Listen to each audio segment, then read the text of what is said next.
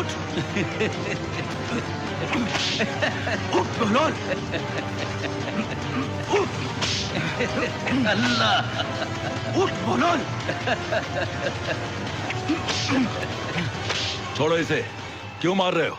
आलिजा, ये आपके तख्त पे बैठा हुआ है, किसी तरह से उठने का नाम ही नहीं ले रहा, इसलिए हमें थोड़ी सख्ती बरतनी पड़ी। बहलोल, तुम्हें तख्त पर बैठने की क्या जरूरत थी? मैं तो तुझे आईना दिखाना चाहता था हारून। मतलब ये कि मैं चंद लम्हे तेरे इस तख्त पे बैठा तो मुझे इतनी मार पड़ी, और तू न जाने कब से इस मसनदे शाही पे बैठा है। क्या तुझे अपने अंजाम की परवाह नहीं हारून? हारून, अगर तू किसी जंगल में भटक जाए और प्यास से तेरा दम निकल रहा हो, तो क्या पानी की एक घूंट की एवज में तू अपनी आधी सल्तनत दे सकता है? बेशक।